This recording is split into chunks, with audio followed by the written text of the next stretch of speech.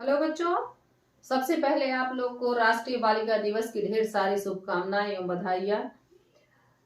आज 24 जनवरी है। 24 जनवरी को प्रत्येक वर्ष राष्ट्रीय बालिका दिवस मनाया जाता है और गृह विज्ञान पढ़ने वाली सभी बच्चियां, मोस्टली क्या होती हैं, बच्चियां, लड़कियां, तो आप लोग को सशक्त बनना है।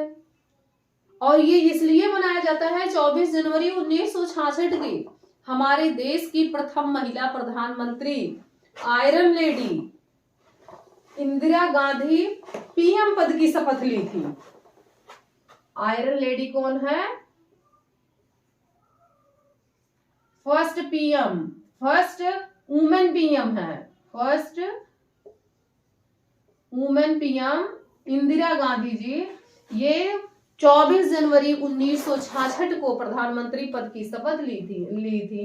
उन्हीं के याद में राष्ट्रीय बालिका दिवस मनाया जाता है। और किसी भी दिवस मनाने के पीछे एक कारण होता है कि उसको और विकास करें और उन्नत करें और प्रोन्नत करें और आपको सशक्त किया जाए, मजबूत किया जाए।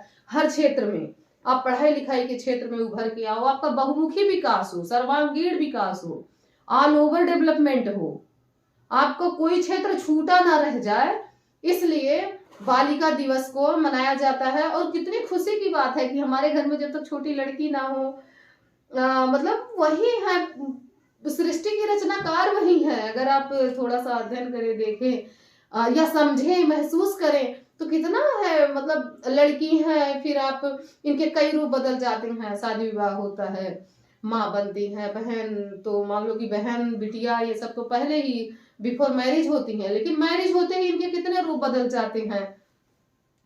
पत्नी बनती हैं, माँ बनती हैं, भाभी, मामी, चाची, ताई, कितने दादी, कितने रूप बदल जाते हैं। और हर रूप में देखिए कितनी खूबसूरती है कि हर रूप को, हर जिम्मेदारियों को कितने बढ़िया से निर्वहन करती हैं, कितनी सहनशीलता होती है। तो आप लोग अपने जिम्मेदारियों को समझते हुए, कर्तव्यों को समझते हुए पढ़ाई लिखाई के क्षेत्र में आगे बढ़िए। और इसको बढ़ाने के पीछे एक कारण क्या था कि लैंगिक असमानता, लैंगिक असमानता आपके गृह विज्ञान का भी, गृह विज्ञान के कोर्स में भी ऐड है। लैंगिक असमानता कि लड़कों की संख्या ज्यादा, उसके अपेक्षा लड़कियों की संख्या क्या है, कम। तो इस समानता को मेंटेन करने के लिए अब इतना दहेज समाज में बढ़ गया, इतना लड़कियों को प्रताड़ित किया गया। अभी देखिए, अभी तो वो जलाने मारने वाली संख्या कम हो गई है, लेकिन बिल्कुल तो खत्म नहीं है। अभी आज ही एक हमने सुना कि 4-5 बच्चे की, 4-5 तो शायद नहीं, लेकिन 3-4 बच्चे कि माँ बलरामपुर की घटना है, वहां जला के मार दिए। तो लगता है कि इतना हृदय द्रवित होता है कि लगता है अभी भी मार रहे हैं जला के, अभी भी ऐसी कंडीशन है। लेकिन है, तभी तो ये सुनने में आ रहा है। बताओ, बच्चों की माँ, बच्चों का क्या होगा, छोटे छोटे बच्चे।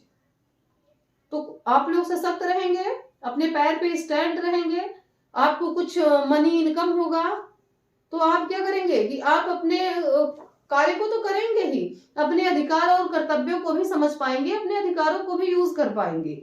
इसलिए देखिए, जितनी भी मामी, ताई, चाची, माँ, दादी सब होती हैं, वो बार बार क्यों कहती हैं कि पढ़ो, हमें जैसी भी कंडीशन है भाई पढ़ा दो, लड़की को बाहर भेज दो, पढ़े लिखे, हम ऐसे ही काम चला लेंगे। जैसे हम अपने माता जी, हम लोग अम्मा कहते हैं, तो उनका आंख नहीं सही था, फिर भी कहीं कि नहीं जाओ पढ़ो, जैसा है ऐसे ही हम अपना काम कर लेंगे और तुम्हें पढ़ना जरूरी है। मतलब जितना उनकी जितनी इफिशियंसी थी, जितना नहीं भी था, इतने अभाव में भी हम लोग को पढ़ाई लिखाई, हम 5 भाई बहन हैं, हम लोग पढ़े लिखे सभी लोग। तो ये होता है कि माता जी क्यों कहती हैं, जबकि उनको, वो तो चाहती तो हम लोग से अपनी सेवा करवा सकती थी, बड़े आराम से जिंदगी कट सकती थी। लेकिन इसके पीछे का यही कारण है कि लड़कियां अपना स्टैंड रहेंगी। लड़के तो भाई कहीं ना कहीं हमारी भारतीय व्यवस्था ऐसी है, भारतीय समाज ऐसा है कि लड़का अगर कमाना चाहे तो बहुत समस्या नहीं है, लेकिन लड़कियों के लिए आज भी समस्या है। इसलिए है कि अगर वो नौकरी नहीं पाई तो समाज में सरवाइव करना, थोड़ा मनी स्टैंड होना मुश्किल हो जाता है। व्यापार कर रही हैं, कहाँ जाए, कहाँ आए, किस तरीके से सरवाइव करें। बोलने के लिए तो बड़े आराम से बोल देते हैं कि चलो सब अच्छा है, लेकिन जब आप उसको देखिए, आप उसका अध्ययन करिए, तो कहीं ना कहीं उनका क्षेत्र जो है नौकरी के अलावा बहुत सिक्योर नहीं दिखाई देता है। अभी क्या है कि धीरे धीरे बढ़ रहा है, राजनीति में बढ़ चढ़ के हिस्सा ले रही हैं। आरक्षण दिया जा रहा तो बोलता हमने इनको आरक्षण इतना दे दिया। आरक्षण दे दिया मतलब क्या है? आरक्षण दे दिया कि मतलब आप कोई उपकार कर रहे हैं आरक्षण देके? ऐसे तो हम आधे माने जाते हैं कि आधा पुरुष आधा महिला, बाप आरक्षण दे रहे हैं तो बता रहे हैं कि हम आरक्षण इतना तो आरक्षण मिल गया। तो मतलब क्या है कि अभी हमारी पूरी जिम्मेदारी, पूरा जितनी हमारी हिस्सेदारी है हमें मिल नहीं पाई है। उसका एक ही सिर्फ एक और एक उपाय है कि आप लोग पढ़ाई लिखाई करिए, तन मन धन से करिए। और पढ़ाई का मतलब ये नहीं कि बस किताब पढ़िए, पढ़ाई का मतलब है आप अपने आसपास के माहौल से देखिए, आप दूसरों का उदाहरण देखिए, उनसे सीखिए, उससे आगे बढ़िए। तब माना जाएगा कि हाँ आप वास्तव में सशक्त हैं।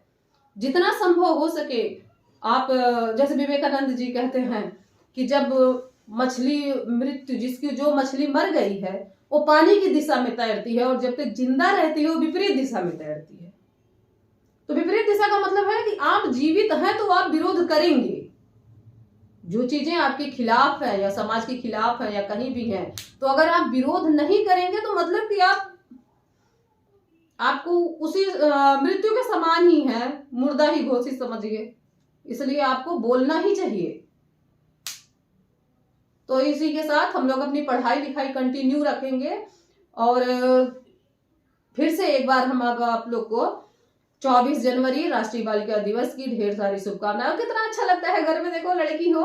ऐसा नहीं कि लड़का लड़के की जरूरत नहीं है, दोनों हो हमारे पास, लड़की हो लड़के हों। अब ये नहीं कि हाँ लड़का 4 ठू हो लड़की 1 हो गई तो उसको लेके हम परेशान है। नहीं नहीं, बिल्कुल नहीं परेशान होने की जरूरत है। हम खूब अच्छा व्यवहार करेंगे। उनको बिल्कुल भी नहीं पता चलना चाहिए कि हमारे साथ कोई ऐसा व्यवहार हो रहा, पक्षपात हो रहा। आपके मन में कभी विचार भी तनिक नहीं आना चाहिए, क्योंकि क्या है उनके ऊपर जिम्मेदारियां ज्यादा हैं। उनको हर तरफ से देखना है, घर भी देखना है, बाहर भी देखना है, मायके भी देखना, ससुराल भी देखना है।